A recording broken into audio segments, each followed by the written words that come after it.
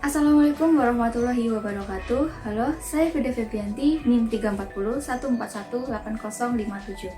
Di sini saya akan menampilkan sebuah video pembelajaran pada mata pelajaran antropologi kelas 10.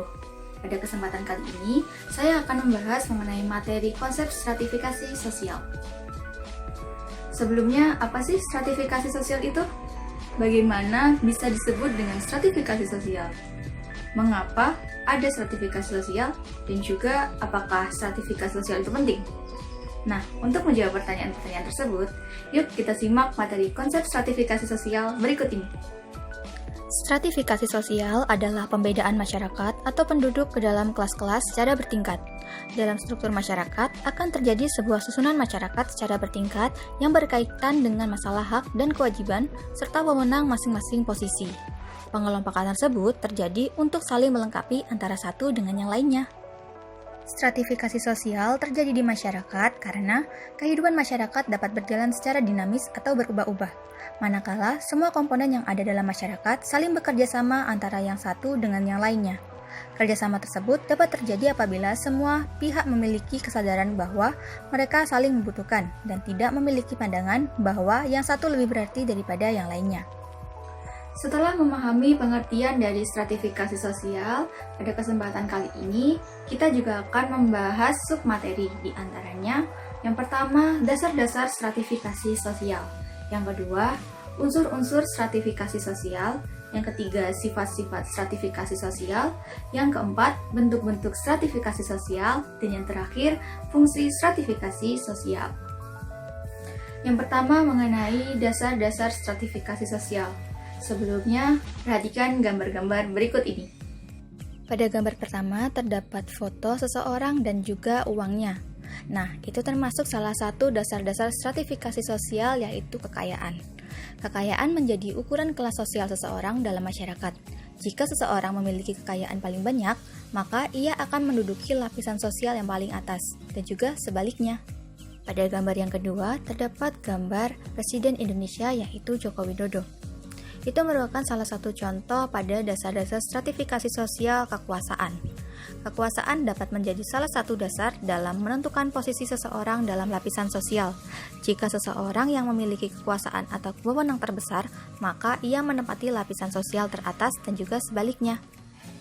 Pada contoh tersebut, Presiden Joko Widodo memiliki kekuasaan atau wewenang terbesar, yaitu sebagai kepala negara atau pemimpin negara dan juga kepala pemerintahan.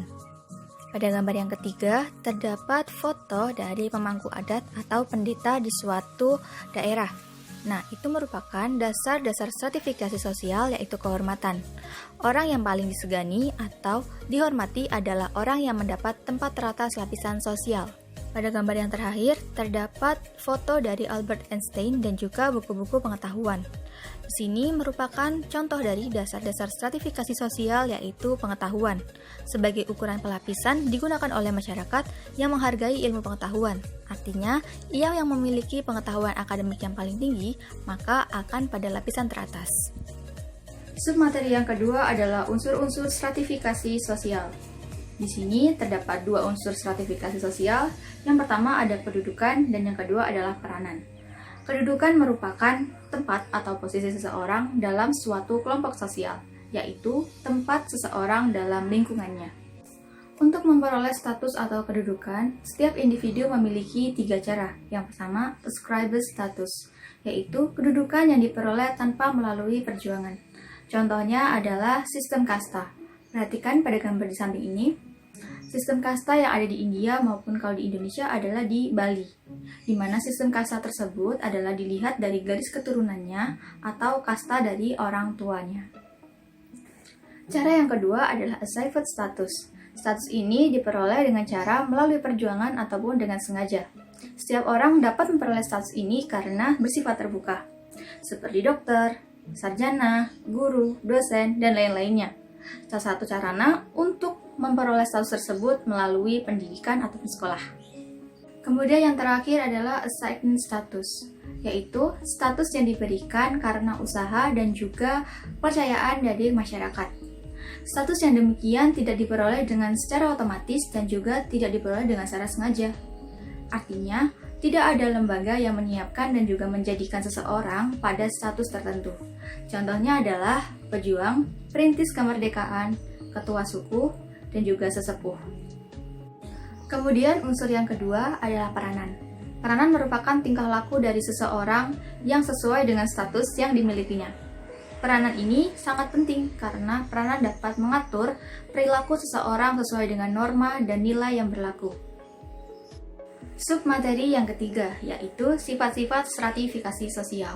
Terdapat 3 sifat stratifikasi sosial. Yang pertama adalah stratifikasi sosial tertutup, yang artinya membatasi seseorang untuk berpindah dari satu lapisan ke lapisan yang lainnya. Contohnya adalah pada sistem kasta, karena lapisan ini hanya melalui garis keturunan saja. Sifat stratifikasi sosial yang kedua adalah stratifikasi sosial terbuka, yang artinya setiap anggota masyarakat memiliki kesempatan untuk menduduki lapisan sosial paling atas, di mana masyarakat dapat memperoleh lapisan paling atas dengan cara dari segi perekonomiannya, sosial, maupun budayanya. Stratifikasi sosial yang ketiga adalah stratifikasi sosial campuran, yang artinya setiap anggota masyarakat mengombinasikan atau menggunakan 2 stratifikasi sosial, baik itu tertutup maupun terbuka. Contohnya adalah pada masyarakat Bali, di mana sebagian dari masyarakat Bali menggunakan sistem stratifikasi sosial tertutup, di mana mereka menggunakan sistem kasta. Dan juga sebagian dari mereka juga menggunakan stratifikasi sosial terbuka, yaitu pada bidang perekonomiannya, sehingga mereka juga bisa mendapatkan lapisan sosial paling atas dengan cara berlomba-lomba untuk mendapatkan stratifikasi sosial yang paling atas. Kemudian submateri yang keempat, yaitu bentuk-bentuk stratifikasi sosial. Perhatikan tabel berikut ini. Pada gambar yang pertama yaitu sistem kasta. Sistem kasta merupakan bentuk stratifikasi sosial yang memberikan garis secara jelas satu lapisan dengan lapisan yang lainnya, dan sifatnya sangat kaku. Contoh, salah satu negara yang memiliki menganut sistem kasta adalah di India, ataupun di Indonesia terdapat juga yang menggunakan sistem kasta yaitu masyarakat Bali. Kategori kasta terdiri dari 4, yaitu yang pertama adalah Brahmana, terdiri atas pendeta dan juga pemuka agama. Yang kedua, Ksatria, terdiri atas militer atau tentara serta para pejuang. Yang ketiga, Waisya, terdiri atas para pedagang, petani, dan juga pekerja kantor. Dan yang terakhir, Sudra, terdiri atas para pembantu rumah tangga dan juga buruh tani. Pada tabel yang kedua adalah sistem kelas. Stratifikasi dengan sistem kelas lebih bersifat dinamis dan fleksibel. Kelas sosial bukanlah warisan dari keluarga karena setiap individu dapat memperolehnya dengan suatu usaha yang sungguh-sungguh. Dalam sistem kelas, perubahan lapisan antara satu orang dengan orang lain sangat bervariasi dan bersifat terbuka. Seseorang yang pada waktu tertentu berada pada lapisan atas, mungkin suatu saat ia akan menempati lapisan yang paling bawah. Pada sistem kelas terdapat 3 kategori. Yang pertama, golongan atas yang terdiri dari orang-orang kaya, pengusaha, dan penguasa. Untuk golongan menengah, pegawai kantor, petani pemilik lahan, dan juga para pedagang. Untuk golongan bawah yaitu buruh tani dan juga budak. Submateri yang terakhir yaitu fungsi stratifikasi sosial.